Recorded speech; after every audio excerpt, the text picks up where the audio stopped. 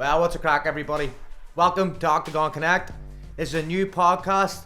I've teamed up with Octagon, and we're going to give you all the content of the day for all the upcoming events, all the upcoming fighters. So just sit back, relax, and tune in to Octagon Connect.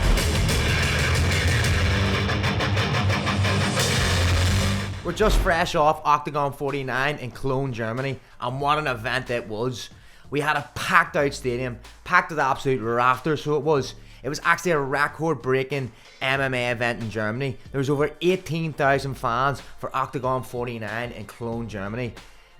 You cannot beat that. And do you know what? The boys, they put on absolute performances as well. There were 6 finishes out of 11 fights. And there was knockouts, there was TKOs, there was submissions. They had a lot. And to top it all off, there was a heavyweight champion crowned in Cologne, Germany. Octagon 49 started off with an absolute bang. In the first 3 fights, we had 3 finishes. In the first fight, we had Griezmann, the German, the home crowd boy. He came out against Lucas Elias, but unfortunately, it wasn't Griezmann's night. The Slovakian Elias came out on top in the first round with a KO finish. He used the left hand and the hook combination to put Griezmann on the floor, and that was it, all over for Griezmann.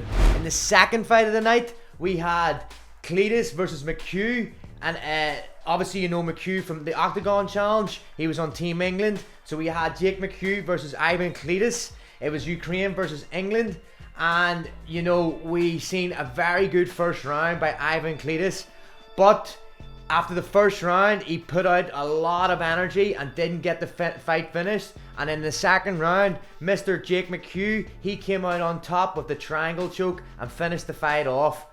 Great win by Jake McHugh, and we're going to see more from Jake. And he also had a name in his mouth, the man called Arman Hereg, who has a win over Jake from the Octagon Challenge, and Jake wants to get that rematch back ASAP. Okay, so welcome Arman, let's have you in. How you going, mate? Thank you, bro, for having me on. I really appreciate it. I'm doing very well. How are you?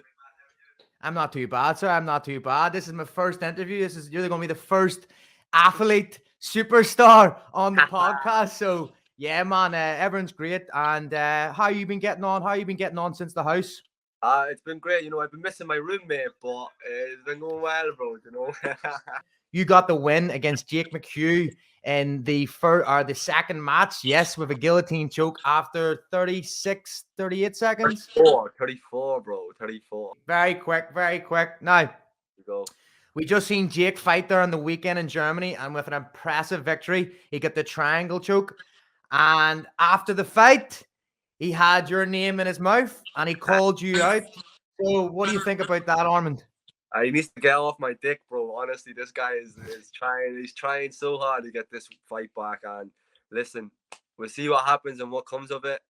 Jake can get it. Anyone can get it. But listen, if my son wants a bit more punishment, then I'll put him in the corner then and give him a bit of discipline then. You know. But what can we do? Like I finished him in 34 seconds, and like what better can I do than that? You know what I mean? And he needs to come out now and finish me quicker than 34 seconds to look better than me. So that's not going to happen. I seen the end of the first round and then the second round where he got to finish. His striking is appalling. His elbows off the ground are disgustingly shit. And he had a nice triangle, to be fair to him. But I didn't get to see much of his anti-grappling and his grappling in the first round. I did see him get dumped on his neck a couple of times as well. But I'll have to actually watch the fight fully. I've been waiting for it to come out to study it a wee bit. But from what I've seen with his elbows and stuff, it's not thoroughly that impressive. But as I've said, this is his 7th MMA fight, you know, so he's still at the underexperienced. Yeah, I think it's a great fight. I think it needs to happen, to be quite honest, Armin. I think it'd be great to have you both on the Newcastle card. And I hope Octagon make that fight. Now, he said there's the contract's been signed on his side, and he says you didn't sign the contract, so what's going on, Armin? What's going on? You going to do it for Team Ireland again, or what? Bro, you know, this is the thing, right? I'll be honest with you.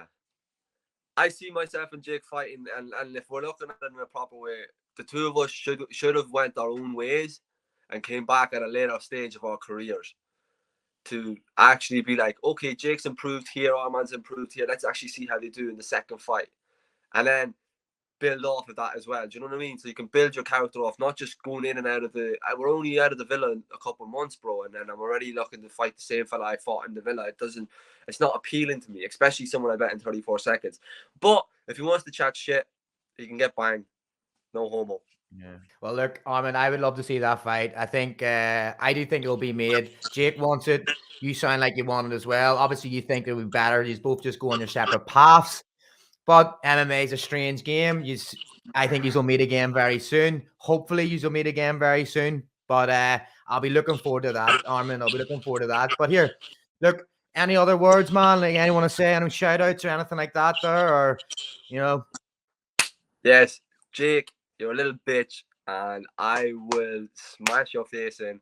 As well, stop getting your coaches to ring me, bro. That's very embarrassing, man. You're getting your coaches to chat shit to me, bro. Like that's embarrassing. I'm not gonna obviously say who it was or anything like that, but you need to do your own shit, bro. If you're gonna talk shit to me, do it yourself. Don't be standing behind your coach and acting like he's your big brother, man. That's embarrassing. You're a madman, Arman. You're a madman. Yes. Well, here, Arman, thank you very much for getting on to here and sharing your thoughts on what could potentially be coming up. Thank you. Keep on training, bro, and we'll speak soon, man. Thank you. And thank you. You're Ireland. Arman the Crane Hereg. I've signed a contract for January 27th. Why haven't you? I'll be there. You probably won't, but that's just how it goes, isn't it? Let's get to it, though. You you had the impressive victory, and then you were on the mic, and then you had something to say. You called out Mr. Arman Hereg, and yeah, there we go. So you're looking that fight. You're looking that rematch, then. I am. I'm definitely. Do you know what? Like we'd agreed to it. Like he mentioned something just at the end of the show, just before we were all about to leave, and he was like, "Do you want a rematch?" And I was like, "Yeah, I do." And then he messaged me asking me for the rematch. I was like, "Yeah, let's get it sorted then." And then, like a week ago or something, he rang me and he was like a bit on the fence whether he was going to take it or not. So like I wanted the fight, so I had to take sort of a little bit of initiative and get it sorted. Do you know what I mean? So yeah, that's sort of what I did. Yeah, well, look, to be quite honest, I think the rematch sort of needs to happen. I think it'll be great for, Octagon as well, getting used to boys after the show. There was bad blood. You near got into a scrap when we were up at the studio. You near went outside for fair eggs. But I got to ask you, how do you see the rematch going?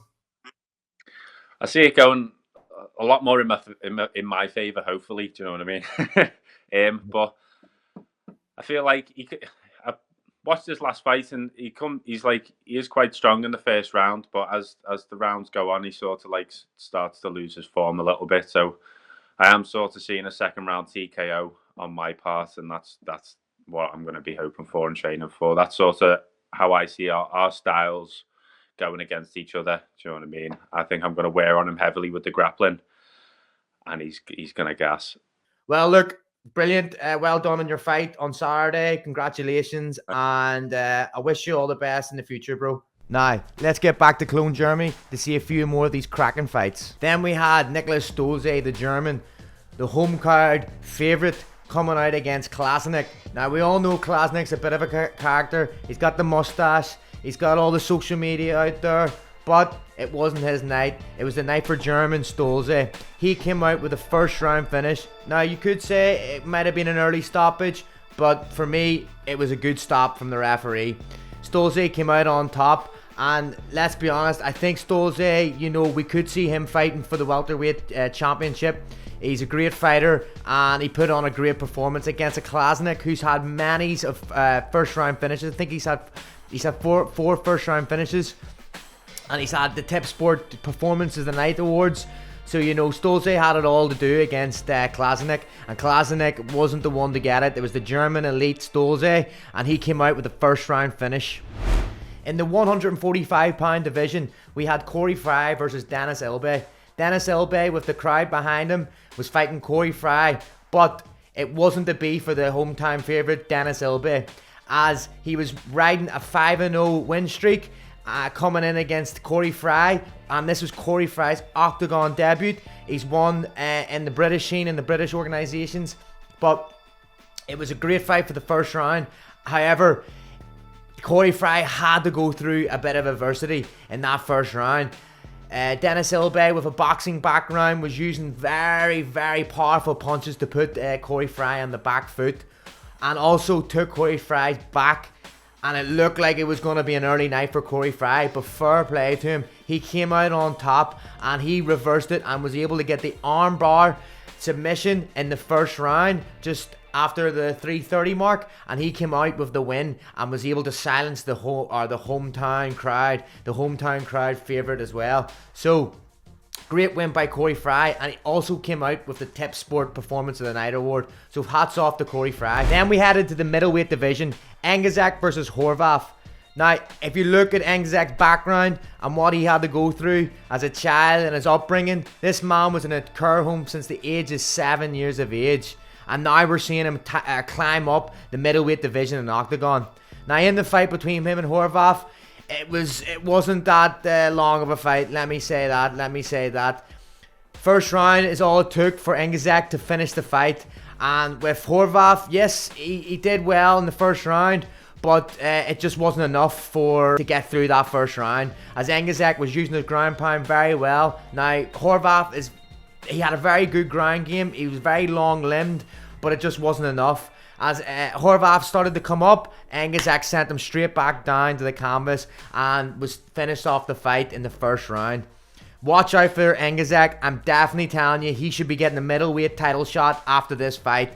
And, you know, he's now 13 fights unbeaten. He's on a 13-fight winning streak. That is massive.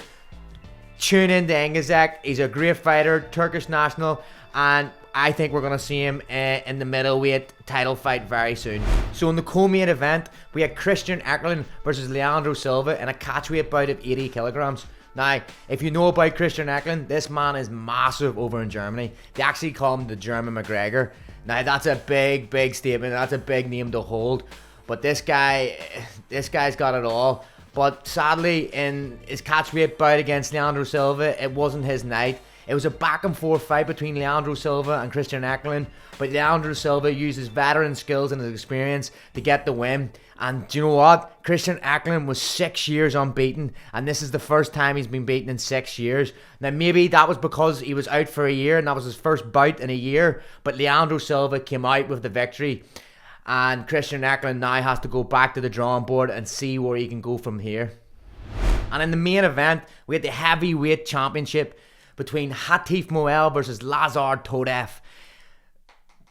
The build up this fight was pretty insane. We had Todev and Lazar in the press conference, and they were near taking the head off each other. And that was just in the press conference. And even in the weigh-ins, they were both going at it. They had to be pulled apart. And from them, we knew that was going to be a big fight. Hatif Moel, he's actually won 3 MMA heavyweight championships in different organizations. So the German star was looking to come in and get crowned as the heavyweight champion in Octagon. The Boss is his nickname. He literally looks like the final boss in a game on the Xbox or something. The guy is scary. Both scary individuals. But we seen the fight, and I'll be honest with you, it was a back and forth fight. I'll give you that. You know, Todev, when I looked at the statistics and stuff, he did have 100 more strikes than Moel, and he did have 20 more significant strikes. But by the end of the fight, Moel got the decision over Todev. Now, it was a back and forth fight. It could have went either way. So, you know, it's one of them things, you know.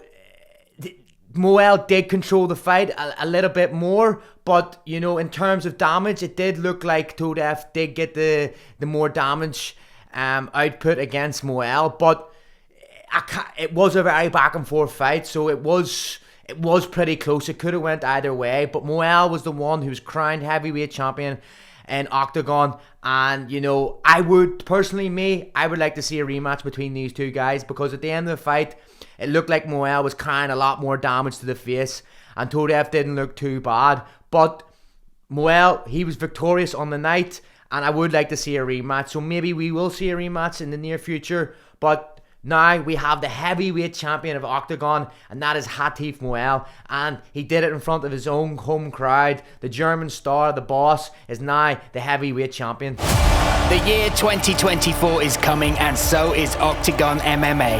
Our UK and Irish adventure continues with 4 more events on British soil coming next year. The most spectacular MMA show in Europe has to be experienced to be believed. Bringing you the best talent from the UK and Ireland, as well as stars from Europe and beyond. Atmosphere, emotions and adrenaline all in one place. This is where Shamrock shines. First stop is Newcastle on January 27th, and then Birmingham. Whew, we've got a treat for you. Octagon 52 is coming back to the UK. It's going to be at Newcastle, England on January the 27th. This is going to be an absolute stacked card, so make sure you don't miss those tickets. We've already seen one fight announced, and that's between the ex-bantamweight champion McGuard versus Jack Cartwright. And I'm telling you, that will not be all. There will be all sorts of big banger fights, so make sure you get your tickets.